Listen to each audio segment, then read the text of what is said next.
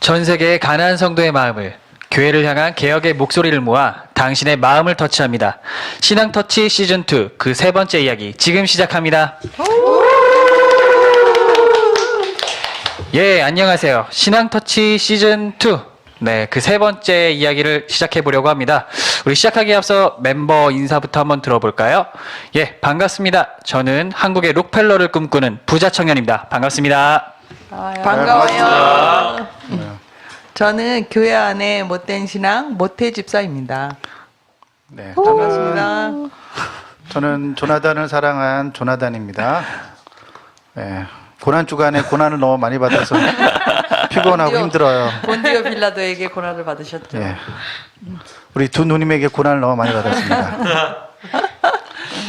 네, 저는 마틴 루터의 열정을 본받은 신학생 중의 신학생 마틴입니다. 잘생겼다. 안녕하세요. 교회 안에서만 고상한 굿즈 언니입니다. 굿즈 언니 활약이 정말 굿즈 언니예요. 맞아. 네, 안녕하세요. 저는 작두 누님입니다. 반갑습니다.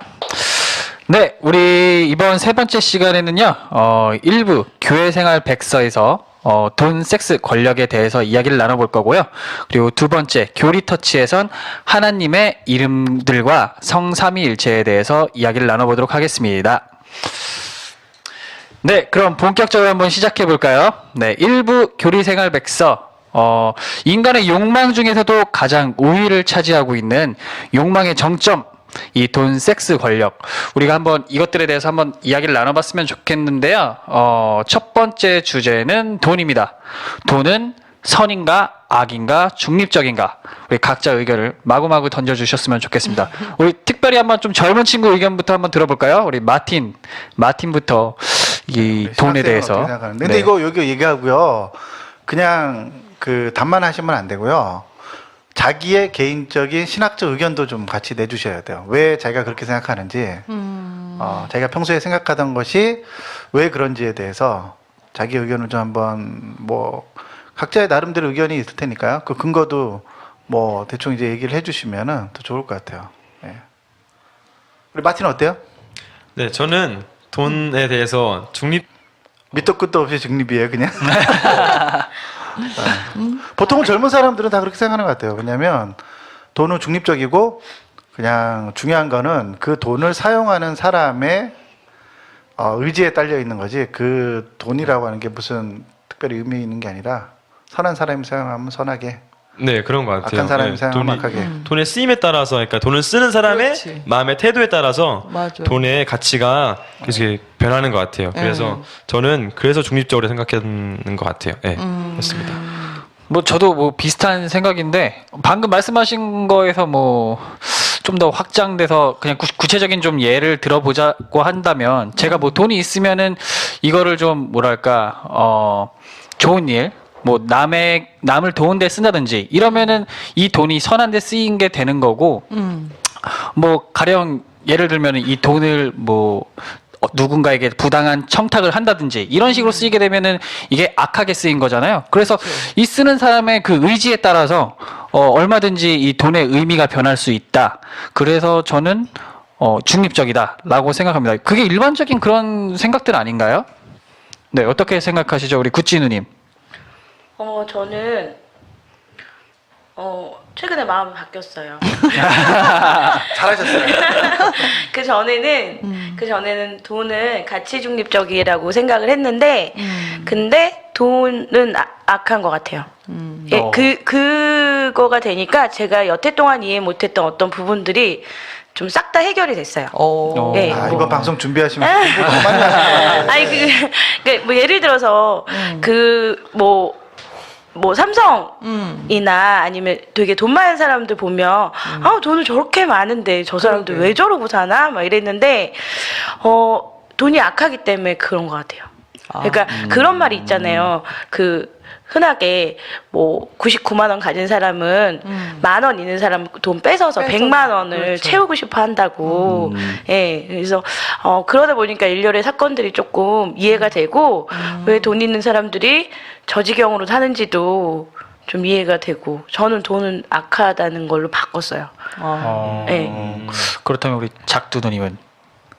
저는 한 20대 후반에 그때부터 이제 제가 실제로 경험을 했거든요. 저는. 아. 그러니까 제가 그때 이제 투기로 아파트 투기로 그래서 방영자 못지않게 이제 뭐 그 정도는 아니지만 그래서 이제 완전 이제 돈을 버는 거잖아요. 그쵸. 근데 돈이 많아지니까 그러니까는 이 욕심이 더 많이 생기고 이 돈을 이 정도 하면 됐지가 아니라 더 많이 그러고 있더라고요 제가.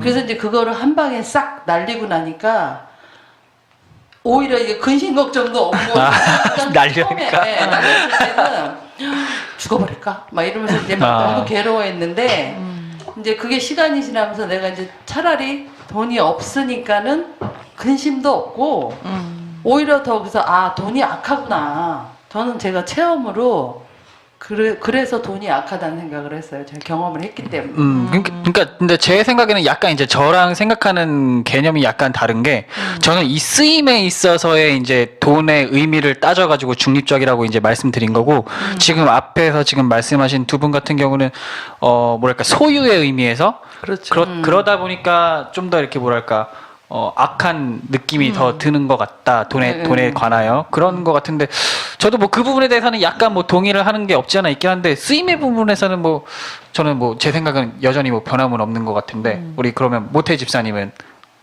저도 돈은 악하다고 생각하는데 그 쓰임의 부분에서는 그 부자 청년이랑 같은 생각이고요. 그 돈을 다스릴 수 있어야 된다고 생각해요. 근데 이제 제가 이렇게 요즘 같은 때에 저희가 이제 전에는 그렇게 어렵지 않았다가 되게 어려워지니까 빚이 굉장히 많아요. 은행 빚이. 그러니까 저는 그게 너무 스트레스인 거예요. 그래가지고 그게 뭐 전혀 경제에 관심이 없었다가 뭐 트럼프가 이유를 올린다 뭐 이러면요. 잠이 안 오는 거야. 이거 도대체, 그러니까 사람들은 저한테 그래요. 그런, 이자를 낼 수 있는 그런 부채도 그거를 뭐 재산이라고 봐야 된다고 얘기를 하는데 전 전혀 그렇지가 않은 거예요. 그냥 차라리 나한테 얼마 조금만 있고 빚이 하나도 없었으면 좋겠는 거예요. 근데 막 이 너무, 막 그래서 너무 힘들어서 죽을 것 같은 거예요. 그런 스트레스를 받으면서 생각하는 게 이게 악의 구렁텅이에 빠졌구나. 그래서 제가 기도할 때 항상 하나님께 그렇게 기도해요. 하나님, 내가 돈이 이렇게 많이 생기면 선한 일에 내가 분명히 쓴다. 보시지 않았냐. 그런데 지금 이렇게 어려우니까 내가 나쁜 짓을 해야 되나? 막 이런 궁리를 하고 있다. 이렇게 그렇게 기도하고 있어요. 협박하는 거죠. 그러니까 돈을 좀 벌게 해달라. 그렇지. 내가 나쁜 네. 짓 하지 않게. 우리 조나단은 어떻게 생각하시죠? 근데 우선 제가 이 방송 준비하면서 개인적인 의견을 신학적인 의견을 좀 준비해 오라고 그랬잖아요. 근데 간증을 준비해 오셨네. 이게 신학적 의견 아니에요? 그러니까. 신학적인 의견이 되려면 근거를 성경에서 좀 그래도 가져와야지만 성경이 이런 말씀이 있는데 나는 이렇게 생각한다. 이렇게 돼야지만 그게 신학적 의견이 되죠. 자기 의견을 다 신학적 의견이 되는 건 아니죠. 그렇구나. 또 혹시 이 방송을 보시다가 교수님들이나 또 우리 신학 공부하신 분들이 들으면 또, 예.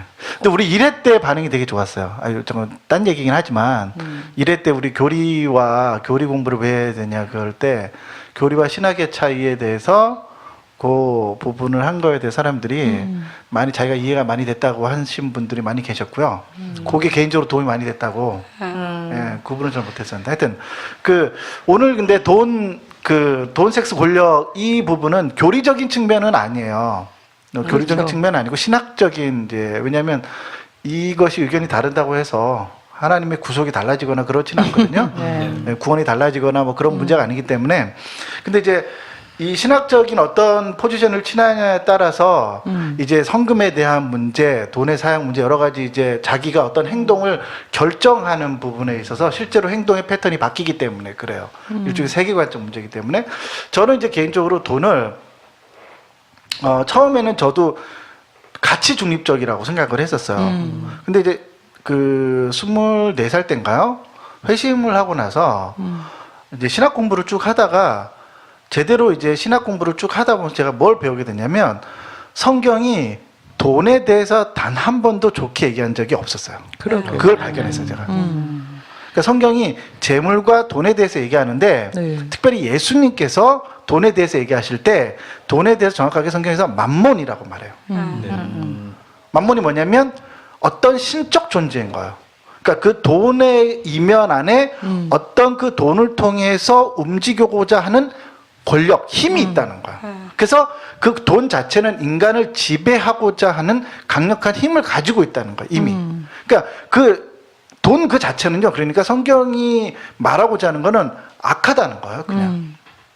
그냥 그것이 우리가 알고 있는 무슨 자동차나 집이나 핸드폰처럼 돈도 일종의 물질이고 물건인데 그냥 사용하는 사람에 따라서 칼이 선하고 악하고 뭐 그런 게 있냐. 그냥 선한 의사가 잡으면 사람을 살리는 거고 강도가 잡으면 그 사람을 죽이는 도구로 쓰여지는 거 아니냐. 그럴 때 이제 가치 중립적이라고 말할 수 있어요. 근데 이제 돈은 그렇지 않다는 거야. 돈은 성경이 분명하게 말하는 건 뭐냐면 악하다는 거야. 그러니까 그 자체가 돈 그 자체가 악하고 그 악하기 때문에 인간들이 그것을 정확하게 사용하지 않고 바르게 사용하지 않으면 그냥 있으면 그냥 중립적이 되는 게 아니라 그냥 그 돈이 인간을 지배하게 돼서 그냥 수많은 악들이 나오게 되는 거예요. 그러니까 금방 우리 구찌 언니가 말씀하신 것처럼 그 뭐죠? 재벌들이 우리나라 재벌들은 좀 이렇게 생각이 좀 없잖아요. 학력이 좀 낮아가지고 세계관 공부도 안 하고 철학 공부도 안 해서 그래서 좀 이게 재벌들이 좀 그런 부분에서 약하잖아요. 그러다 보니까 그 돈을 그냥 그 돈 자체가 더 많은 재벌들이 악을 만들어내는 수단이 돼서 그래서 재벌들이 더 많은 악을 행하는 거예요. 생각 없이 돈을 쓰니까. 예. 그러니까 돈 그 자체는 악하다고 보는 게 성경적인 보통 견해죠. 근데 이제 보통은 대다수의 한국에 있는 교회를 다니는 분들은 동의를 안 하세요. 제가 이걸 예전에 한번 27살 때인가요? 중국에서 한인교회에서 제가 젊었을 때 전도사 할 때 이거 강의한 적이 있어요, 한 번요. 근데 거기에 있는 대부분의 사람들이 다 동의 안 했어요. 제가 돈에 대해서 재정 강의를 하는데 돈은 악하다 이렇게 말했어요. 근데 거기 있는 대부분의 지사님들이 난 그렇게 생각하지 않는다고. 왜 그렇게 생각하냐고. 좀 생각이 좀 삐딱한 것 같다고. 이런 식으로 얘기를 하시는 거예요. 예. 왜 돈이 악하냐. 돈은 그냥 사용하는 사람이 선하면 선하게 사용하는데 그걸 왜 그렇게 부정적으로 보냐. 이런 식으로 보통 생각을 해요. 교회분들이. 그러니까 우리나라의 대부분의 사람들은요. 돈에 대해서 그냥 중립적이라고 생각해요. 그러니까 내가 그냥 선하게 사용하면 선이고 악하게 사용하면 악한 거는 거예요. 그렇게 보통 보세요. 그러니까 우리나라의 그 뭐죠? 김모 목사님께서 청부론이라는 책 혹시 아세요? 청부로? 잘 모르겠는데. 아, 청부론. 청부로? 깨끗한 부자. 그거 있을 수 거룩한 없는 부자. 일이지. 기억 안 나세요? 청부업자 얘기는. 그거는 그 예전에 하영조 목사님도 많이 그렇죠. 한국 강조하시고요. 목사님도 그렇게 말씀하시고 네. 그냥 실명을 얘기할게요. 김동호 목사님이 청부론이라는 책을 쓰셨어요. 거기서 보면은 첫 장에서 뭐라고 쓰셨냐면 돈은 가치 중립적인 것이다 라고 시작해요. 신학적인 의견이. 자기 신학적 의견을 가치 중립적인 거기 때문에 그리스도인들이 청부가 되어야 된다는 거예요. 깨끗한 부자가 돼서 돼야 된다. 뭐 보통 이제 이렇게 얘기를 하죠. 그게 이제 대부분이 우리나라 사람들이 갖고 있는 그거 꽤 많이 팔렸어요. 그때 청부론 나왔을 때 책이. 예. 일단은 저희가 보는 뭐 각자 신학적 관점은 다르겠지만 기본적으로 돈은 악하다라고 성경에서는 많이 찾아볼 수 있는 거고 요즘에 또 유행하고 있는 게 하나 있다고 하던데 그 왕의 재정학교였나요? 그거에 대해서 좀 설명 좀 해주실래요? 아, 예, 왕의 재정학교 모태 집사님한테 바칩니다. 빛으로. 빛으로부터 기생을 자유다. 주는 모든 사람에게 자유함을 주는. 나는 부자가 될 수 있다라는 슬로건을 걸고 일단 이분이 예수전도단에 있는 김미진 강사님이란 분이 이제 책도 쓰시고 여러 가지 간증도 하셨던 분이신데 그 왕의 재정 학교라는 곳도 있어요. 아주 그냥 큰 한국교회에 아주 큰 반항을. 네, 했거든요. 그러니까 모든 욕망의 덩어리는 거기 들어가 있다고 생각하시면 돼요. 맞아. 네, 그러니까 마음껏 주님 안에서 욕망하라. 네, 제가 보기엔 딱 그건데, 근데 일단은 조회수가 96,000? 뭐 이 정도. 유튜브 조회수가 예, 그러네요. 유튜브 조회수가. 근데 김미진 강사님 그 강의가 예. 근데 뭐 이거지만 다른 강의도 되게 많아서 거의 이 정도 돼요. 그러니까 어마어마한 거죠. 예, 그리고 내용은 일단은 강의 내용은 강사님 이분이 사업을 하셨어요. 사업을 하셨는데 망하셨어요. 그 이유가 이분은 돈을 가치 중립적으로 보시고 그리고 돈을 선한 데 쓰면 이제 뭐 복 받을 수 있다라고 생각을 해서 이분이 안경점을 하셨거든요. 굉장히 크게.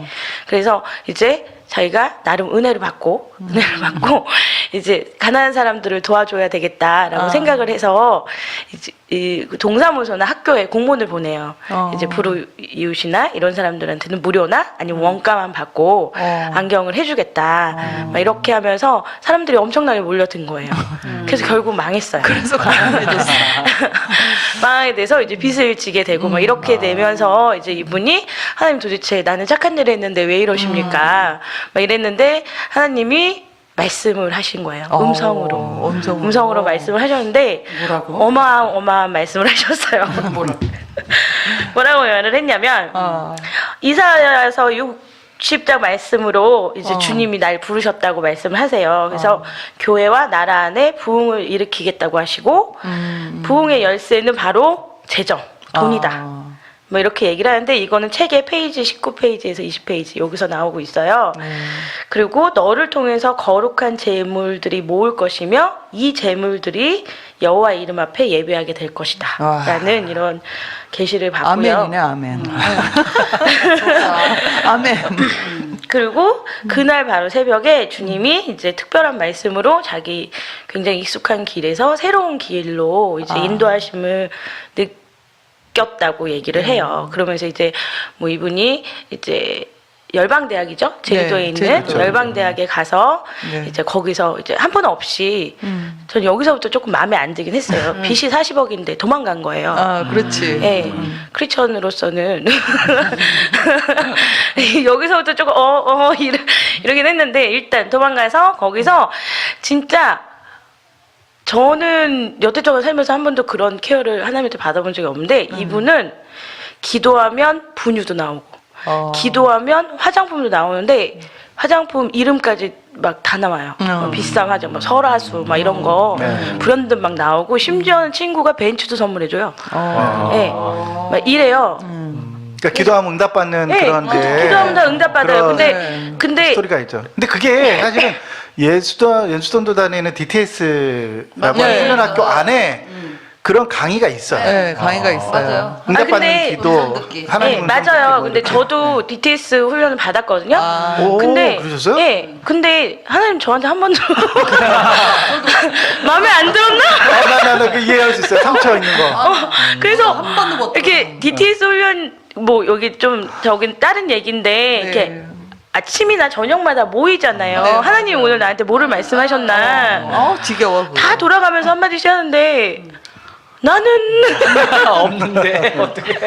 그래서 거기 간사님들이 그 6개월 훈련이잖아요. 네네네. 쟤를 졸업을 시켜야 되나? 막 이런 이런 갈등을 하셨다고 막판에 어디서 하셨어요? 저는 스페인. 스페인에서. 스페인에서도. 네. 어쩐지 네. 6개월이라 해서 내가 이상하다 1년인데 아 스페인어로 하셨어요 그러면? 예. 스페인어로? 네. 스페인은 6개월이구나. 해외는 6개월이라고. 근데 스페인 영어 같이 해요. 왜냐면 스페인은 미국에서 굉장히 많이 와요. 네. 네네. 그러니까 미국에 상처받는 목회자 자녀들이 스페인으로 와요. 왜냐면 이제 거기도 이제 워낙에 좀 좁으니까 소문 날까봐 해외로. 거기서 도피야? 스페인 사람도 미국. 하여튼 그래서 뭔지는 아는데 일단은 그런 말씀을 받고 그래서 이분이 3년 만에 빚을 다 갚으셨어요. 어떻게 해요? 어떻게? 그 방법을 방금 그 방법을 이제 하나님이 계시하셨고 근데 이제 그 이인규 분인가요? 그분이 네. 이제 글 쓰는 걸 저도 잠깐 봤는데 네. 자산이 30억인가 있으셨대요. 원래? 그러니까 빚이 40억인데 아, 자산은 30억. 자산은 30억. 근데 물론 그래도 이제 10억 정도를 자기가 그쵸 10억을 갚으셨으니까 3년 그것도 대단한 동안에 거지, 그죠 사실은. 그것도 대단하긴 한 건데 그치. 일단은 이인규 이분이 말씀하신 거는 딱 뭐 나중에 보고 이제 내용은 그래요. 그래서 이분이 워크북을 만드셨어요. 이런 강의를 해요. 그러니까 저도 예전에 들어봤지만 2, 3년 전에는 맞아. 저게 바로 내가 찾던 바로 그 길이야. 돈을 많이 벌어서 많이 헌금을 하면 그래 전 세계로 하나님의 말씀이 전파되고 막 이러면서 그냥 바로 이게 바로 크리스천의 삶이야. 막 이런 거 있잖아요. 네. 많이 헌금을 하니까 나는 뭐 욕심 부리는 거 아니니까 더 많이 드리기 위해서 더 많은 돈을 벌어야 돼. 막 이런 마음을 막 심어주거든요. 막 이렇게 되는데 이분 워크북을 보면 타이틀이 딱 그래요. 바로 빚으로부터 자유다. 나는 부자가 될 수 있다. 진정한 돈의 주인으로 돈을 노예로 부린다. 뭐 이렇게 되어 있어요. 그러면서 이제 목차가 어느 식으로 돼 있냐면 목차가 거의 무슨 펀드 매니저가 재정 관리 해주듯이 돼 있어요. 개인 신상 정보 카드가 따로 있고 월수입 장부, 우리 가게 소득원, 우리 가게 자산이나 부채, 믿음의 예산안, 그리고 또 빚을 해결하는 방법, 부채 상환 계획, 부채 상환에서 우선순위 및 상환 계획, 소유권 포기 서약서 및 청지기 서약서, 유산 계획, 유언장 작성하기 이렇게 돼 있어요. 네. 이렇게 돼 있고 나중에 시간 나시면 인터넷이나 이런 데서 찾아보시면 진짜 그냥 보험에서 서류같이 돼 있어요. 네.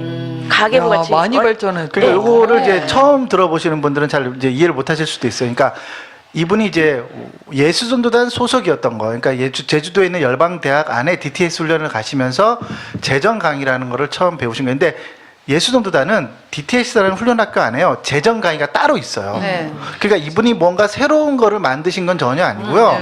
이미 이런 형식의 어떤 재정 강의라는 책도 있어요. 따로 있고요. 맞아요. 예수전도단이 출판한 재정 강의라는 책도 거기서 이제 빚을 지지 않는 삶, 그건 굉장히 중요해요. 네. 저는 이제 맞아요. 성경적으로 신학적으로도 빚을 지지 않는 게 굉장히 중요하다고 저는 가르치거든요. 그러니까 빚을 지지 않고 그 다음에 재정을 이제 응답해서 믿음으로 페이스 미션을 살아가는 삶, 그다음에 재정을 관리하는 것, 그다음에 이런 것들을 DTS 훈련학교 안에, 왜냐하면 DTS가 제자훈련학교이면서 선교사들을 훈련하는 학교이기 때문에 그런 재정 훈련을 우리나라 사람들은 한 번도 받아본 적이 없어요. 특별히 교회 다니는 사람들은 거의 무지해요. 그렇죠.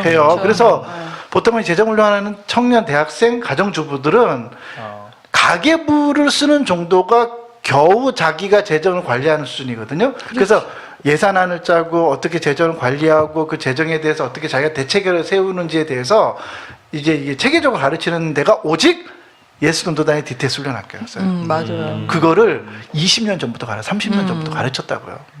저도 그래서 재정 강의를 20년 전이었죠?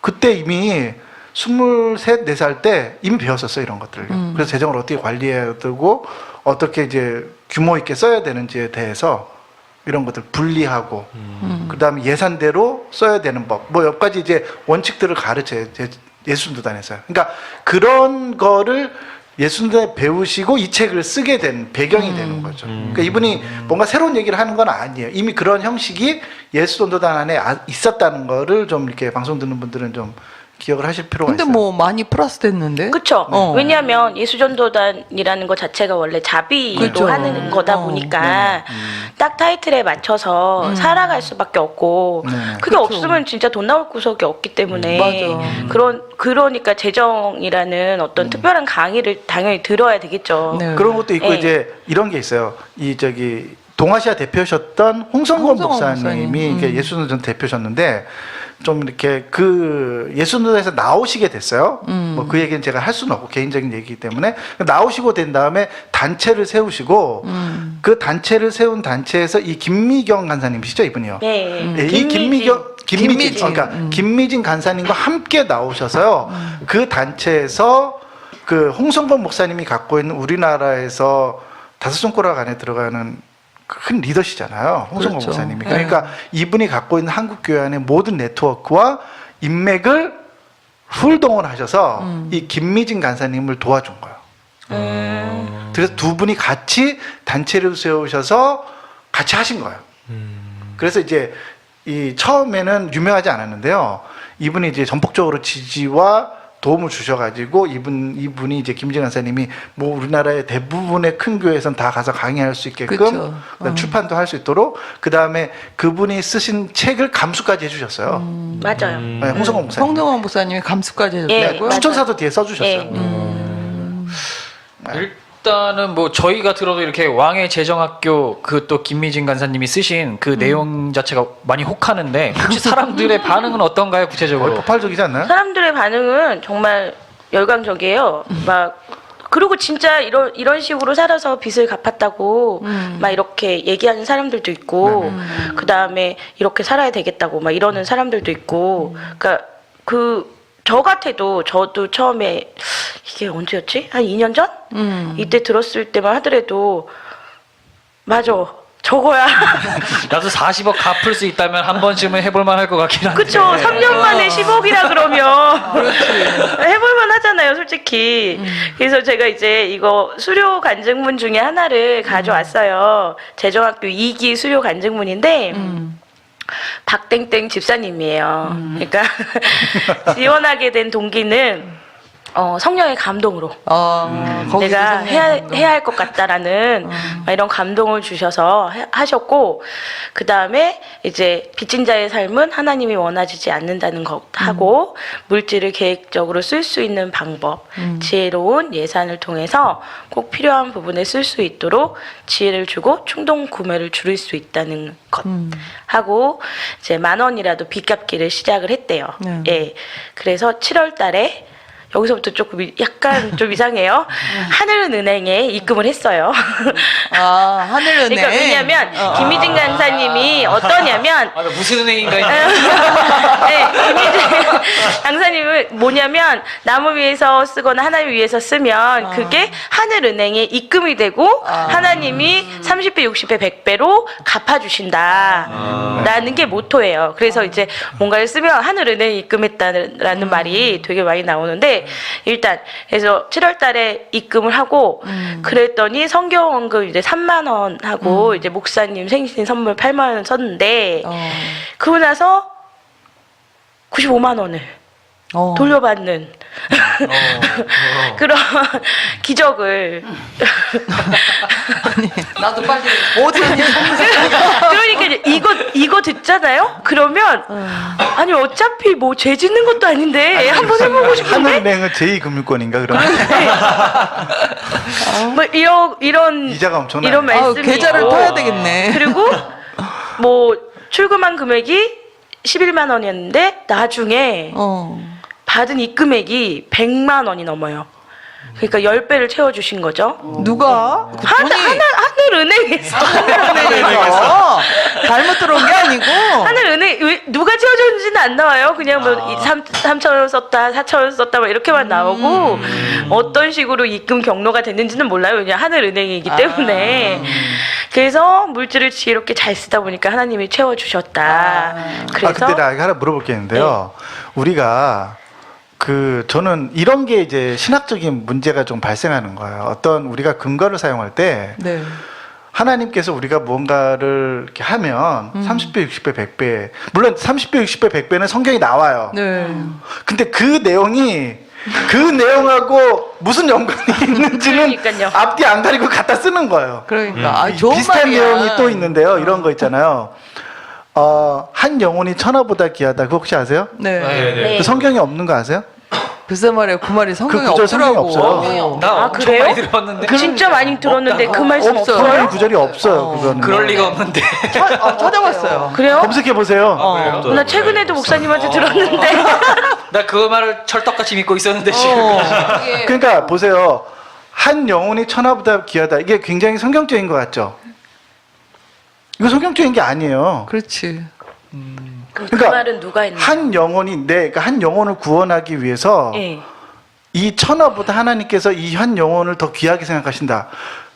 그 얼핏 들으면은 성경적인 얘기 같지만요. 전혀 성경적으로도 신학적으로도 근거가 없는 말인 거예요. 그게 이제 어디서 나오냐면 누가복음에 99마리 내버려두고 예, 한 맞아요. 마리의 잃은 양을 찾아서 가시는 목자의 그 예화에서 그거를 따다가 누가 사용한 거예요. 그래서 그 말을 사용했는데 그게 그냥 성경 말씀. 성경 말씀인 것처럼 계속 쓰게 된 거예요. 그리고 우리나라는 전도를 독려하잖아요. 맞아요. 그래서 한 영혼을 전도하는 게 이 천하보다 더 비싸고 값어치고 하나님 그렇게 생각하신다는 거예요. 그럼 이거 신학적으로 되게 큰 문제가 생기는 거예요.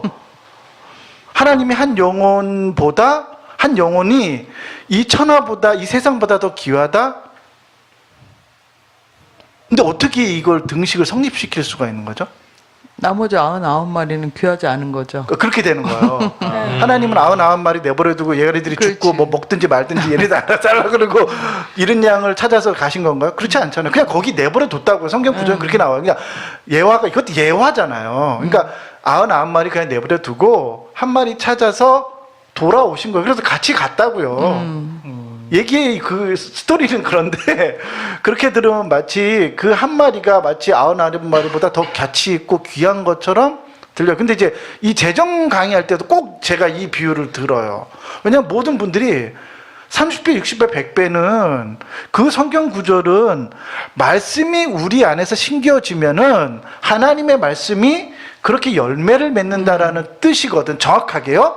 말씀의 씨에 대한 비유예요. 근데 어떻게 그게 재정을 심으면 재정이 30배, 60배. 그러니까 이것과 이것이 어떻게 매칭, 그러니까 이런 게 신학적인 문제가 된다는 거예요.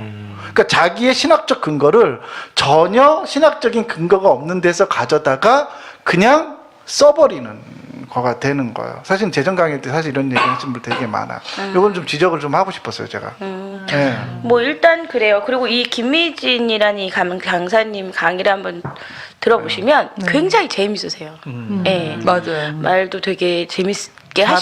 하시고 간증도 굉장히 재밌어요. 그러니까 말을 정말 전혀 잘하시는 것 같아요. 지루하지 않고 예, 막 이래서 이렇게 들으면 재밌으니까 웃고 재밌고 뭐 이러다 보니까 그런데 돈 버는 방법까지 막 그렇지. 알려주니까 열광을 할 수밖에 없고 또 하나의 이유는 이거는 제 생각인데 뭐 누구나 다 그렇겠지만 이 땅에서 힘들게 살고 싶지 않다. 맞아. 이 땅에서 구원도 받고 편하고 잘 살고 그리고 남도 도와주면서 나 그치. 좀 이렇게 고상하게 살고 싶다. 네. 이런 욕망을 가장 100% 반영한 그렇지. 강의예요. 예. 네. 그러니까 당연히 그러니까 이 자본주의라고 하는 사회 안에 살아가는 그리스도인들이 가장 크게 욕망하는 그 욕망을 가장 잘 채워준 네. 설교가 되는 거죠. 맞아요. 이 사람들은 설교라고 생각할 테니까. 예. 예. 그러니까 제가 초기에도 말씀드렸듯이 네. 주 안에서 마음껏 욕망해라. 하늘 은행으로 입금해라. 그럼 이제 잘못된 부분은 이단 연구하시는 이인규 박사님인가요? 저기 뭐 타이틀이 안 나와 있어서 제가 뒤져보니까 이분이 이제 왕의 재정을 한마디로 말씀하셨는데 이 책을 쓰레기다. 이 네. 책은 한마디로 쓰레기고 왜 홍성건 목사가 이런 쓰레기 같은 책에 반응하는지 모르겠다. 그러게 말이에요. 그게 이상해. 저는 좀 그런 면은 좀 안타까운 예. 면이 있어요. 저도. 뭐 그렇게 말씀을 왜냐면 홍성호 하셨 목사는 개인적으로 제가 존경하기 때문에. 하셨거든요. 근데 이제 잘못된 부분은 일단 성경적인 재정에 관한 개념 자체를 아예 잘못 전하고 있고, 그렇죠. 그리고 이 책을 읽는 성도들이나 목사들이나 아니면 선교사들에게 무리한 헌금을 하도록 만들거나 맞아. 광신도나 신비주의자로 그렇지. 만드는 그런 굉장히 위험한 맞아요. 강의다라고 나와 있어요. 그래서 첫 번째로 들은 게 주님의 음성 듣기. 예, 그러니까 막 직접 음성을 막 듣고 막 그런 것들 그런 것들이 있고, 그래서 여기서 이제 신비주의가 보인다는 맞아요. 거죠. 하나님께서는 개인의 일상적이며 소소한 삶까지 알려주신다는 그런 착각을 일으키게 만드는 거예요. 뭐 화장품 얘기라든지 뭐 이런 것들. 그쵸. 그리고 또 두 번째로는 잘못된 성경 구절이라는 거죠. 그래서 씨 뿌리는 비유, 아까 전에 맞아. 조나단 선교사님이 말씀하셨듯이 씨 뿌리는 비유는 전혀 그게 아닌데 이제 네 종류의 아예 정설로 받아들이고 있어요. 정설이에요. 정설. 네 종류의 밭이 있다. 그리고 또 얼토당토하는 하늘은행에 대한 이야기. 그런데 또 홍성곤 목사님이 여기 또 덧붙이셔서 좋은 땅에 대한 또 말씀을 하셔서 같이 이제 언급을 하시더라고요. 좋은 땅은 가난하고 소외된 자가 좋은 땅이고, 고아 과부 나그네, 그리고 그리고 두 번째로는 지역 교회나 선교 사업이 좋은 땅이고, 그리고 세 번째는 하나님 나라의 일꾼, 목사, 선교사 뭐 이런 분들이 이제 좋은 땅이다. 그러니까 이게 신학적으로는 완전히 엉망인 거예요. 네. 그러니까 그런 의미에서 그 박사님이 네, 이제 맞아요. 쓰다 그러니까 이렇게 표현하신 이게 거죠. 좋은 땅이니까 여기다 심으면 30배, 60배, 100배를 이룬다라고 얘기하는 게 이 김미진 강사님의 강의 내용이거든요. 그러니까 근데 이제 김미진 강사님은 이제 신학을 공부를 안 하셨으니까 제가 볼 때는 나름대로 그 어려운 상황에서 역전의 용사로 올라온 거잖아요. 그렇죠. 그러니까 그분을 뭐라 그러는 거는 너무 가혹하다고 저는 생각을 해요. 인간적으로. 왜냐하면 그렇게 힘든 데서 뭐 그리고 이제 왜 그러냐면 본인이 완전히 그 아이디어를 낸 것도 아니고 사실은 자기도 그 단체에 DTS 갔는데 거기서 배운 거를 그분이 똑똑하니까 자기 나름대로 소화해내서 그런 이제 재정 강의를 만들어낸 건데 저는 이제 이 문제를 좀 제기하고 싶은 게 그 한 개인은 그럴 수 있다고 쳐요. 근데 예수돈들에는 집단 지성은 어디로 가버린 거죠? 그러니까 그것이 그렇게 가면은 그 안에 있는 간사님들과 제대로 신학 공부하신 분 있잖아요. 네. 그럼 그런 분들이 있으면은 이런 것들을 좀 수정을 해주고 그치. 조정을 해주고 그렇게 해야지 집단 지성이 만들어지는 건데 전혀 그런 시스템이 작동하지 않고 있다는 데에 우리는 좀 뭔가 의문을 좀 던져야 되는 거예요. 그럼 이거는 한 개인의 문제가 아니라 조직 전체의 집단이 맞아요. 뭔가 문제가 있는 거예요, 지금요. 그러니까 이거는 왜냐하면 물론 지금은 이 김진 간사님은 예수돈단 소속은 아니에요. 근데 이제 이것이 시작되는 계기는 그리고 그것을 가르치는 그 원래의 원판은 예수돈단 안에 있는 DTS 강의의 재정 강의에서부터 오게 된 거니까 예수돈단이 이게 완전히 자유로울 수는 없는 부분이 있어요. 그렇긴 하지만 뭐 저도 예수전도단 DTS 훈련을 받았지만 그리고 똑같은 재정 강의인지는 모르겠어요. 근데 그렇게 된 사람이 몇 명이나 되냐는 거죠. 일단 저는 아니에요. 근데 이제 제가 DTS 저도 강의 아니에요. 안에 저도 아니야. 재정 강의를 하시는 몇몇 분들이 계세요. 그렇죠? 네. 여기 DTS 하신 분들도 몇 분 더 계시긴 한데, 근데 이제 대동소이하다는 거예요. 그러니까 이제 이분처럼 체계적으로 역전의 드라마에 아주 그 강한 임팩트 있는 스토리가 부족하신 분도 있지만 그 신학적인 내용과 그 안의 내용물들은 대동소이하다는 거예요. 그러니까 일반 DTS 강의에서도 그렇게 크게 다르지 않다는 그렇죠. 거예요. 네. 그 문제를 제가 말하고 싶었던 거예요. 뭐 또 그리고 나 이제 큰일 났네 이건데 왜요? 지금 현 대표이신 분하고 YMS. 예수돈 이제 YM 이제 쳐들어와. 그러니까 쳐들어와. 다음 주에 만나야 되는데 큰일 났네. 이게 방송 들으시구나.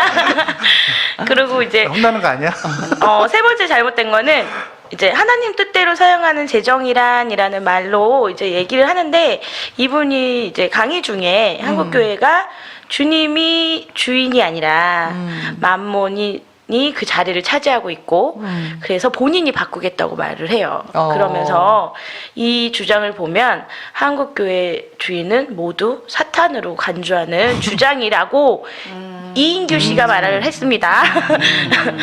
예, 그러면서 이제 이분이 덧붙이기를 한국 교회가 물론 물질적으로 타락한 부분도 많이 있지만 김미진 강사가 주장하는 것만 하는 왕의 재정은 성경적인 재정이 아니고 하나님께 보상받기 위한 헌금의 강요라는 거죠. 맞아요. 네. 이제 거기서 이제 잘못됐다는 근데 이제 이런 거고. 건 있어요. 이건 종교의 미덕에 제가 저번에 종교의 본질에 대해서 얘기할 때 종교의 미덕은 생사화복이거든요. 그러니까 이 생사화복을 받고자 하는 이 자본주의 안에 살아가는 모든 사람들은 돈을 욕망하거든요. 그렇죠. 축복을 욕망해요. 그 욕망하는 것을 아주 세련되게 멋지게 만들어서 그 사람들에게 멋지게 포장해서 전달하는 거는 전 종교의 입장에서는 굉장히 미덕이 있다고 생각을 해요. 예, 그런 부분은 인정해 줄 수 있어요, 제가. 근데 또 보면 뭐 강의 들으신 분도 있겠고 그렇겠지만 저는 그 예시 중에 그런 게 있어요. 이분이 이제 어느 정도 돈을 벌었잖아요. 네. 이제 굉장히 돈이 많으세요. 네. 그리고 좋은 곳에도 많이 쓰십니다. 근데 이분이 백화점에 가셔요. 그래서 이제 그 오디오 세트를 하나 사려고 그러는데 그게 뭐 최소가가 몇 천만 원이고 최대가가 3억 정도 되는 오디오예요. 예. 근데 갑자기 하나님이 안 되라는 말씀을 주셔요. 그래서 이제 그걸 안 사세요. 그리고 이분이 한 달 용돈을 2천만 원 정도 쓰세요. 예. 그러면서 이분이 말씀하시기를 하나님이 2천만 원 정도 쓰시는 걸 허락하셨다. 그러니까 2천만 원이 남들이 보기에는 굉장히 많은 돈이지만 나는 세 개의 기업체를 갖고 있는 사람으로서는 2천만 원은 굉장히 청빈한 이런 삶이고 이게 바로 그 성빈의 삶이다라고 얘기를 하는데 저는 여기서 조금 2천만 원의 돈은 기업을 100채를 갖든 하나를 갖든 아예 없든 그냥 큰 돈이에요. 그렇죠. 네. 왜냐하면 식당에 가서 음식을 먹을 때 당신 기업처에 3개입니까? 그러면 곱하기 3에 음식값을 내세요 이러지 않거든요. 그렇죠. 예, 그러니까 여기서부터 조금 이분이 말이 안 돼, 그러니까 자기 합리화를 시키기 위해서 굉장히 말도 안 되는 소리를 계속해요. 예, 그리고 또 김미진 강사가 또 선교사를 돕는 게 더 많은 돈을 벌기 위한 투자나 수단으로 생각을 합니다. 조나단 필요한 조나단. 그러니까 연락처 좀 주세요. 조나단 간사님 연락처 선교사님은 좀 빨리 좀 주세요. 이분께 전화를 하시면 아마 1억 정도는 가뿐히 입금해 주시지 않으실까. 예. 그래서 뭐 세 가지만 지키면 하나님이 수십 배 이자를 이제 채워준다. 이게 이분이 말하는 거예요. 그러니까 아까 전에 얘기했듯이 주님의 음성 듣기, 그 다음에 뭐, 예, 선교사, 그러니까 뭐 그분이 얼마를 한 달에 얼마를 쓰는 거는 전 관심은 없고요. 예. 뭐 아니 뭐 돈 많은 사람이 2억을 쓰든 20억을 쓰든 그건 뭐 탈세를 하지 않는 이상은 그걸 우리가 이제 뭐 관여할 바는 아닌데 뭐 그런 건 전 상관이 없다고 생각해요. 왜냐하면 자본주의의 미덕은 이 자본주의는 많이 가진 사람은 많이 써서요. 세금을 많이 내서 세금을 많이 나는 게 전체 국민에게 유익한 거거든요. 그러니까 보세요. 재벌들이 돈 안 쓰면 그 세금이 적게 거쳐서요. 안 돼요. 그러니까 그 돈 많이 써가지고 이렇게 세금 많이 거치는 게 좋아요. 그게 이제 전체 국민한테는 좋은 네, 거기 맞아요. 때문에 예, 그렇게 해야 되는 거고. 근데 이제 제가 이제 좀 이 왕의 재정학교의 어두운 면에 대해서 이제 물론 밝은 면도 있고 어두운 면도 있는데요. 좀 이제 밝은 면을 먼저 좀 얘기를 하면 저는 이제 재정 강의라는 게 필요하다고 생각하는 사람 중에 하나거든요. 저는요. 이제 교회 안에서 이건 가르쳐야 된다고 생각을 왜 그러냐면 우리가 자본주의라고 하는 사회에 살잖아요. 우리가 지금 공산주의에 사는 게 아니란 말이에요. 네. 공산주의는 계획 경제. 국가가 모든 걸 책임지는 거야. 그래서 만들어서 다 무상으로 나눠주는 거죠. 근데 그런 북한에 산다면 우리가 뭐 재정 강의 딱히 필요하진 않은 것 같아요. 그리고 이제 모든 사람이 농부로서 살아가고 뭐 그냥 자급자족의 삶을 산다면 굳이 이것도 필요 없을 것 같아요. 근데 이제 오늘날 우리가 살아가는 이 자본주의라는 시스템은 자본주의라는 시스템 자체를 이해하지 못하고 돈이라는 속성, 자본과 부채 이걸 적절히 사용하지 못하면 큰 어려움을 당하는 시스템이기 때문에 그런 면에 있어서는 학교가 잘 가르치지 않잖아요, 우리나라가요. 그러니까 교회에서 저는 이제 이 재정 강의를 하는 게 굉장히 유익하다라고 보는 입장이에요. 긍정적으로 보면. 그리고 이제 그런 것들을 바르게 가르쳐야 된다고 저는 생각을 하고, 재정 관리하고 예산 안에서 빚을 지지 않고 예산을 옮기지 않고 쓰는 것들. 이제 그 이제 재정 강의 중에 가장 중요한 원칙 두 가지가 있거든요. 첫 번째가 빚을 절대로 지지 않는다. 근데 이제 부채는 빚으로 안 쳐요, 재정 강의에서는. 그 예를 들어서 내가 4억짜리 집을 사요. 근데 2억의 빚을 져요. 그건 빚이 아닌 거예요. 왜냐면 이자는 어떡하고 이자는. 아니 그렇긴 한데 자산이 이제 그렇게 또이또이 하면은 그 4억의 자산이 있고 2억의 부채가 있으니까 그거는 빚을 지는 걸로는 생각을 하지 않는 거예요. 예. 그러니까 그런 빚은 괜찮다고 이제 가르쳐요. 그리고 이제 그 중요한 게 우리나라의 이 재정 강의가 안 돼 있어서 제일 어려운 게 뭐냐면요. 예산을 짜고 예산을 집행하는 방식이에요. 우리나라 교회는 그런 게 안 돼 있어요. 그렇죠. 아주 무지할 정도로 안 돼 있어요. 그래서 예산안을 짤 때요. 예산안에 짠 대로 예산을 옮기면 안 돼요. 혹시 그거 아세요? 횡령. 그게 횡령이에요. 옮기면요. 네. 그러니까 예산안을 짜죠. 그 예산대로 집행을 해야 되고 예산안이 되면은 그 돈이 이제 들어오잖아요. 그게 나누어져요.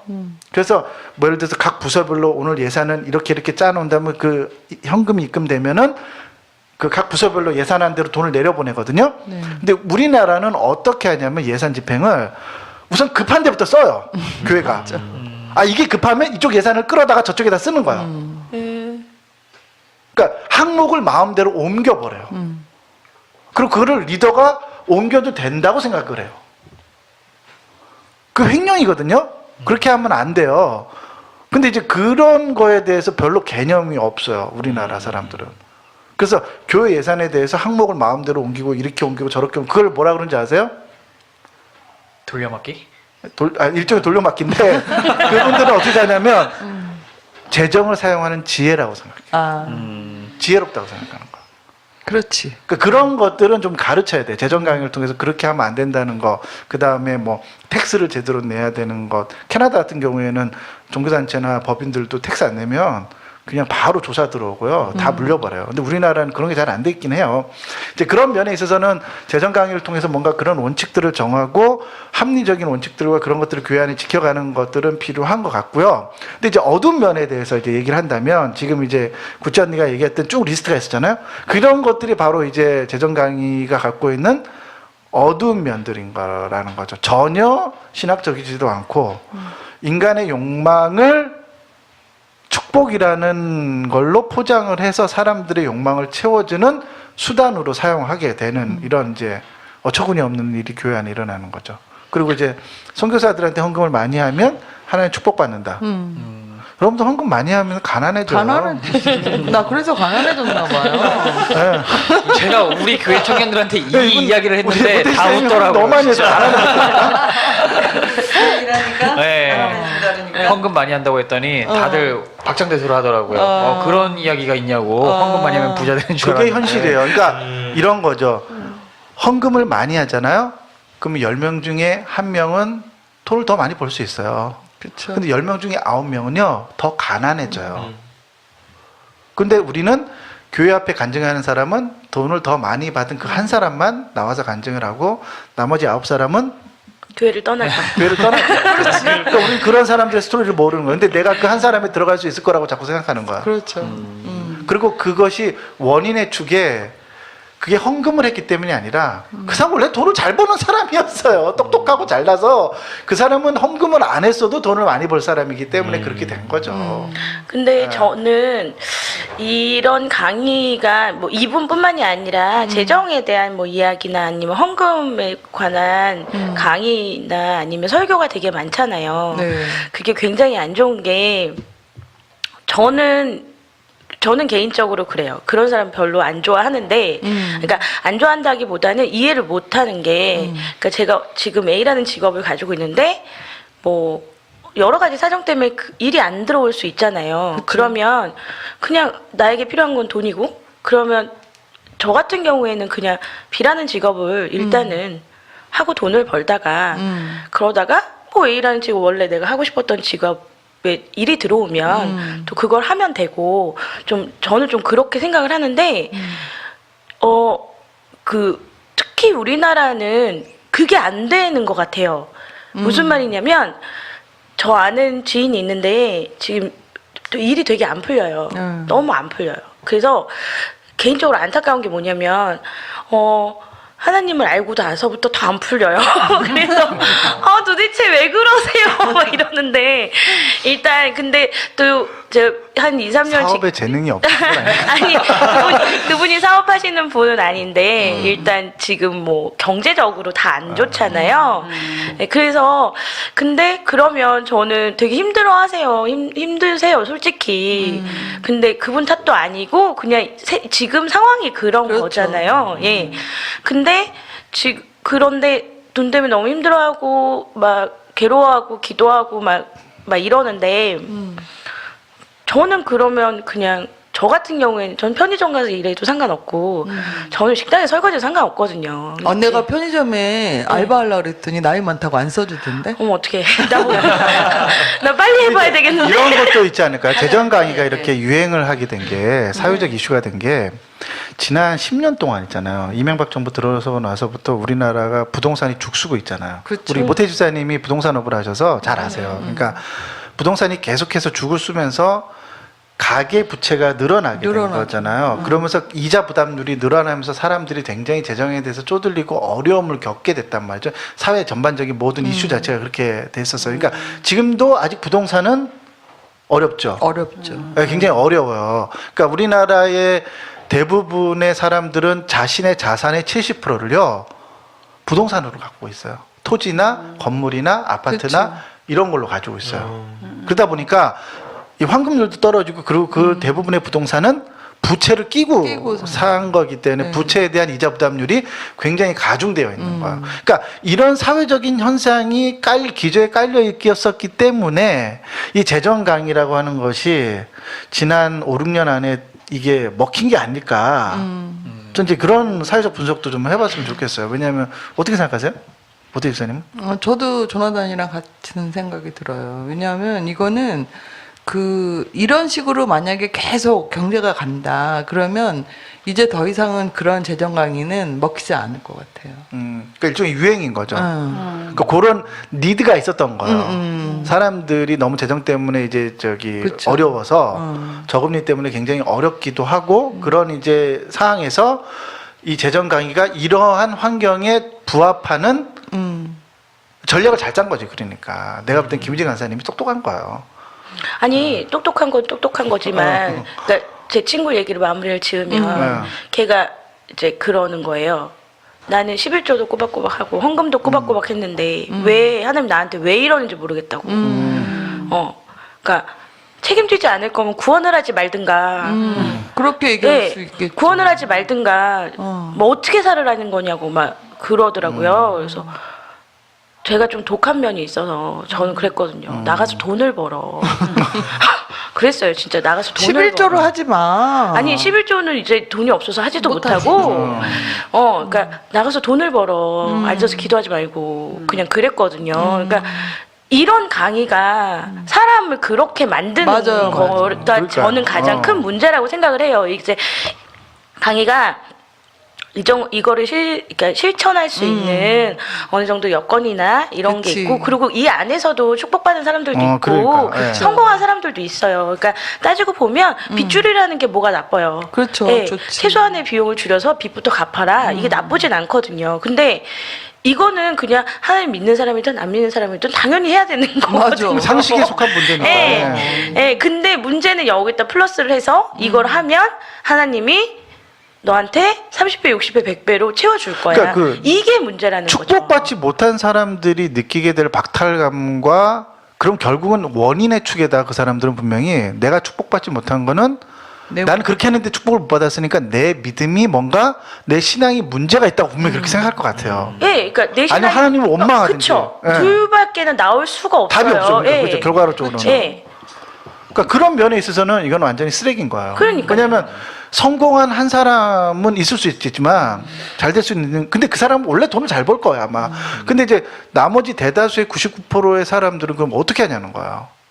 그럼 결국 그 사람들은 이상한 신앙을 갖게 되고 이상한 그렇죠. 믿음을 갖게 되고 어그러진 신앙생활을 하게 되는 거잖아요. 근데 그런 부분에 대해서는 전혀 교회가 생각을 못 하고 있는 거예요. 왜냐하면 즉각적으로 교회에서 이런 강의를 초청해서 하게 되면요, 즉각적으로 교회 수익 구조가 늘어나요. 그렇죠. 당장. 그럼 다음 주부터 헌금이 좀 많이 거친다니까요. 그러면. 그 목사님들도 그렇게 하시는 분들도 그런 걸 기대하고 하시는 것 같아요. 내가 볼 때. 그리고 또 목사님들이 상담을 많이 하다 보면은 신방 다니다 보면 다 경제적으로 어렵잖아요. 그러니까 그분들의 경제가 어려운 거를 목사는 내가 도와줘야 된다라고 하는 그런 뭐죠? 메시아 컴플렉스에 빠져 있단 말이에요. 내가 마치 누군가 도와줘야 될 것 같은. 그러니까 그거를 도와주기 위해서 실제로 그런 강사들을 불러다가 이런 강의들을 하지 않나 교회 안에서. 그게 이제 좀 전반적인 교회의 형태 같아요. 네. 예, 그 요즘 유행하는 재정 학교에 대해서 좀 많이 이야기를 좀 해봤고요. 근데 이제 우리가 좀 네. 그 돈에 대해서 그럼 이제 돈의 좀 본질에 대해서 재정학교는 좀 이렇게만 좀 정리를 좀 하고요. 그 문제가 너무 많기 때문에 나 다 듣지도 못했는데 나를 위해서 바친다 그러지 않았어요? 워크북을 사세요. 예. 왜냐면 까면은 더 많어. 아, 나 그나저나 내 네. 밤새야 친구들은 다 YM 분들인데 큰일 났네.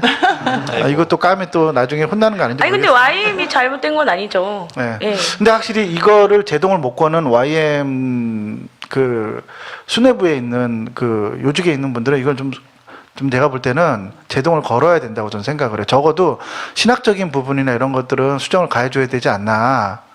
계속 이런 센터로 놔두면 두면은 YM 그 리더십에까지도 같이 문제가 좀 띄지 않을까 이런 생각을 좀 해요.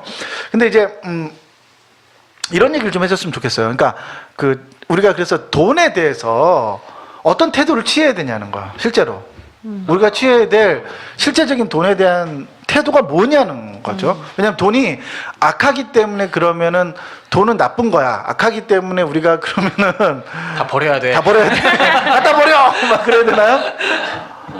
그건 아니죠. 이게 모순이잖아요. 우리 그러니까 성경이 돈이 악하다고 말해요. 근데 우리는 돈을 너무 사랑하잖아요. 돈이 너무 필요해요. 네. 이거 굉장히 모순 가득한 거 아닌가요? 어떻게 생각하세요? 이런 부분에 대해서? 아니 근데 그 성경 말씀에 그런 말씀 있지 않나요? 그 불의한 재물을 하나님 나라를 위해서 쓰라고. 네, 그렇죠. 그 비유가 있죠. 네, 네. 불의한 청지기가 네. 곧 주인이 돌아온다고 그러니까 자기의 권위를 사용해가지고 야, 너 얼마 빚졌어? 1억? 그래, 너 요 5천만 원이라고 써. 그래서 사문서 위조를 해요. 네. 맞아. 사문서 위조를 해서 빚을 탕감시켜줘. 그래서 자기가 나중에 그 청지기에서 쫓겨나면은 얘네들이 날 도와주지 않을까? 그러니까 나중에 주인이 돌아와서 이 청지기를 칭찬해줘요. 잘했다. 잘했다고 칭찬해줘요. 예. 그리고 좀 이게 굉장히 난해 구절이긴 하거든요. 이게 지금 사문서 위조인데 주인이 칭찬해주는 거예요. 왜 그랬을까요? 어렵네. 그 예화 혹시 기억하시죠? 예, 예, 맞아요. 예수님이 그 예화를 이제 들어 설명을 해요. 그래서 뭐죠? 불의한 청지기를 네. 칭찬하는 내용에 대해서 그런 내용이 나오거든요. 예. 이거 할 말 있으세요? 우리 모티스사님? 아 근데 나름 연구를 많이 하셨던 모양이에요. 아니 저는 그 말이 되게 많이 이해가 안 갔어요. 왜 불의한 돈 재물이라는 게 다 불의한 건데 그걸 또 왜 하나님 나라를 위해서 쓰라고 하지? 이렇게 생각을 했었는데 그 불의한 청지기에 대해서 그 배경을 좀 조사를 해보니까 그러니까는 그때의 그 시절에는 그러니까 그 뭐지 차용증을 쓸 때요.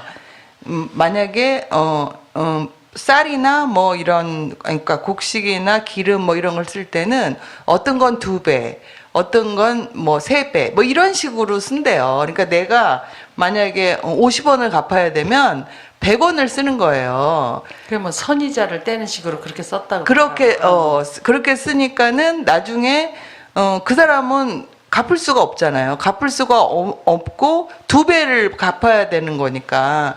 근데 이제 이 청지기가 현명한 거죠. 왜냐하면 원금은 받을 수 있었던 거지. 그래서 칭찬을 받았다고 저는 그렇게 알고 있거든요. 네네. 맞죠? 아니요. 뭐야, 설명하기 저는 그런 놈이 아니에요. 그 예화 있잖아요. 불의한 청지기의 네. 비유는 난해구절이에요. 우선 네. 난해구절이라는 건 우선 먹고 들어가야 돼요. 네. 그래서 해석이 분분해요. 근데 저의 해석은 그래요. 뭐냐면 돈은요 악하기 때문에 네. 그 악한 돈으로 사람을 얻는 것이 하나님의 뜻이라고 저는 생각을 해요. 전 그렇게 해석을 해야 된다고 맞아, 생각해요. 우리 신학 네. 교수도 그렇게 그러니까 얘기했어요. 여러분들이 돈을 많이 버세요. 어. 괜찮아요. 그리고 그것을 사람을 얻는 데다가 쓰세요. 그게 성경적인 사고방식이라는 네, 거예요. 맞아요. 그래서 사람을 돕고, 그러니까 저는 헌금을 많이 하라고 하는 주의예요.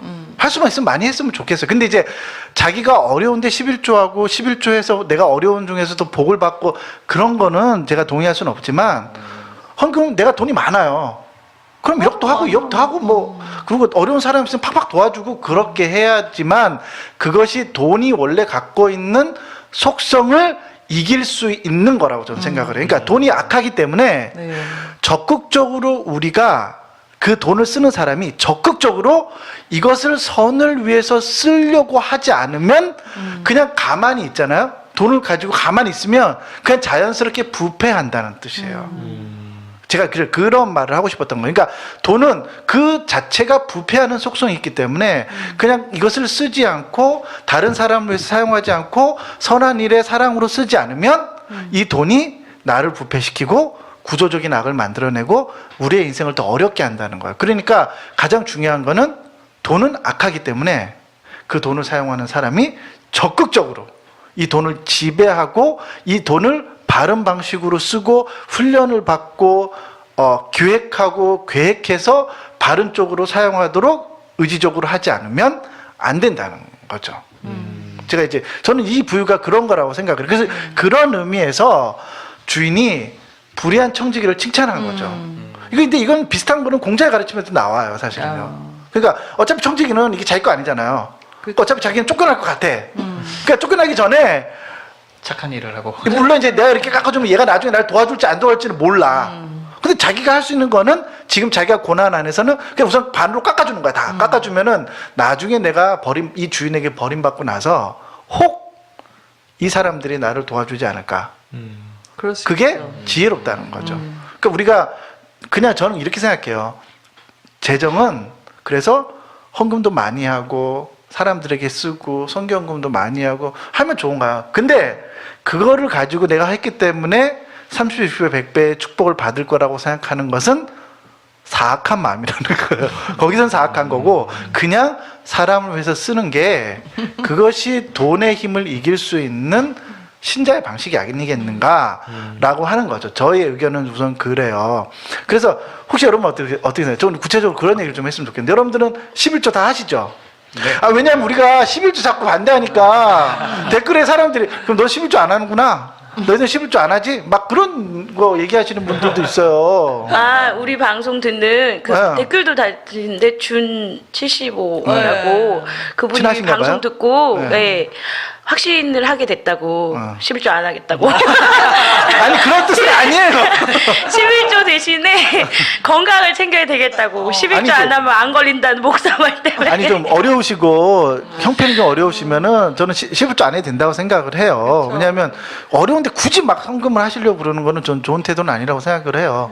근데 이제 우리 이런 얘기를 좀 해봐요. 왜냐면 우리가 지금 신앙터치 자꾸 하면서 11조를 뭐 11조는 없다 자꾸 이런 얘기를 하니까 우리가 헌금도 안 하는 그런 무지막지한 인간들로 우리를 이렇게 몰아가시는 분들이 계신데, 예? 11조 다 하시죠? 네네 하고 있습니다. 예. 아니 여기서 밝혀야 돼 정확하게. 네. 지난번에 이제 지난 방송에서 실은 언급을 했는데 그게 이제 그 부분이 다 잘려 나갔더라고요. 네. 저 같은 경우는 그 부분에 뭐 다시 한번 언급해도 될까요? 네. 그래서 예, 저 같은 경우는 교회에 11조 이상의 금액을 지금 헌금을 하고 있고요. 네. 뭐 11조 그 돈이 저희 교회를 위해서 제가 사랑하는 교회를 위해서 그 돈이 잘 쓰여지면 좋겠다라는 그런 취지에서 감사한 마음으로 네, 저도 이제 헌금을 계속 하고 오해를 있습니다. 받고 있어서 저 이 방송을 통해서 밝힙니다. 이거 밝히는 거 되게 웃기고 우습지만 전 오해받는 게 더 싫어서요. 좀 뭐 이런 거 한다고 하나님께서 더 저를 축복하실 거라고 생각하지 않아요. 그러니까 이건 저는 할 수 있을 만큼 저는 하는 거예요. 그냥 뭐냐면 제가 재정 강의를 24살 때 배웠어요. 그러고 나서 제가 그때부터 시작한 게 뭐냐면 10의 4조를 하는 거였어요. 그러니까 11조는 교회에다 하고 다시 11조는 성경연금을 하고 다시 11조는 구제연금에다 쓰고 다시 11조는 그냥 주일헌금이나 뭐 각종 현금 목록으로 써요. 이렇게 지금 재정을 분리해서 쓰거든요. 그래서 예산을 세워서 그 예산대로 돈을 이제 집행을 해요. 그래서 항목을 옮기지 않고 빚을 지지 않고 이렇게 쓰고 있는데 제가 이제 11조를 안 하는 극악무도한 선교사로 저를 노동하는 그러진 않는다는 거죠. 그리고 저는 이제 재정 강의할 때 저도 이제 재정 강의를 하는데 저의 결론은 뭐냐면요. 전 여러분들이 할 수만 있으면 하세요. 자기가 할 수 있을 만큼 하면 돼요. 근데 어려우면 하지 마세요. 왜냐면 헌금을 많이 하면요. 가난해진다니까요. 제가 계속 일본에서 이렇게 말하는 거는 헌금을 하면 가난해진다고요. 네. 근데 바울의 말처럼 자족하는 삶이 경건에 유익하다고 생각하면 그 가난도 즐길 수 있으면요. 그렇게 하세요. 네. 바울도 그렇게 살았으니까 자기가 선택해서 그렇게 살았으니까. 근데 그거 힘들면 안 하셔도 돼요. 그냥 주일헌금 10,000원 정도만 하시고 또 안 하면 뭐, 또 너무 가격까지 정해줘. 아니 그래도 주일헌금 10,000원 해야 되지 않나? 아니 2만 원 할 수도 요즘 거지들한테도 1,000원 안 주면 안 받는데.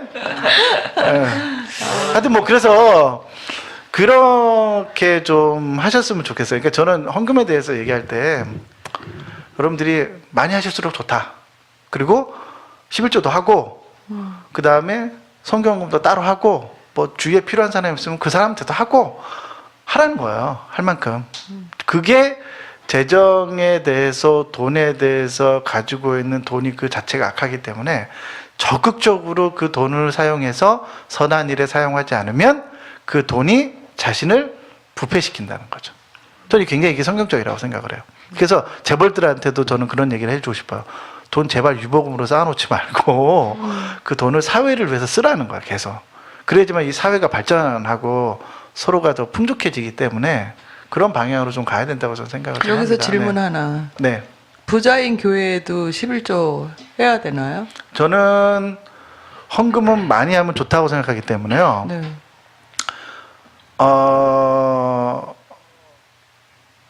이런 경우는 하지 않아도 된다고 생각을 해요. 그러니까 대형 교회가 예를 들면 지금 명성교회 같은 경우는 유보금 800억이잖아요. 네. 그 교회 때 그 재정 때문에 문제가 있잖아요. 순복음 저는 적극적으로 그 교회에 있는 분들은 헌금을 하면 안 된다고 생각을 해요. 그러니까. 그러니까 자기의 의사 표현을 교회를 떠나든지 아니면 내가 헌금을 하지 않는 방법을 통해서 교회에 적극적인 의사 표현을 해야 돼요. 그러니까 교회의 리더들이나 이 사람들이 이런 식으로 재정을 운영하면 그렇지. 나는 단 1,000원도 이 교회에 헌금을 하지 않겠다. 그런 생각을 가지고 있어야 돼요. 왜냐하면 어차피 그런 의식이 있는 분들은 내가 이 11조 하든 안 하든 한다고 해서 복 받고 안 한다고 해서 하나님께서 그렇죠. 나를 징계하시고 그런 생각 없으시거든요. 그러니까 그 재정이라는 것이 자기를 이 교회를 개혁하고 자기의 의사 표현을 하는 수단으로 사용해야 된다는 거예요. 왜냐하면 명성교회 이번에 그 김하나 목사 그 통과할 때도 네. 발언권 안 주잖아요. 그러니까. 왜냐하면 그 분명히 그 찬성이 70%였지만 반대가 23%인가 나왔단 네. 말이에요. 그럼 23%의 사람들한테는 발언권을 줘야 되잖아요. 네. 안 줬어요, 교회가. 그럼 저는 그것에 반대했던 분들은 적극적으로 교회 헌금하면 안 된다고 저는 생각을 해요.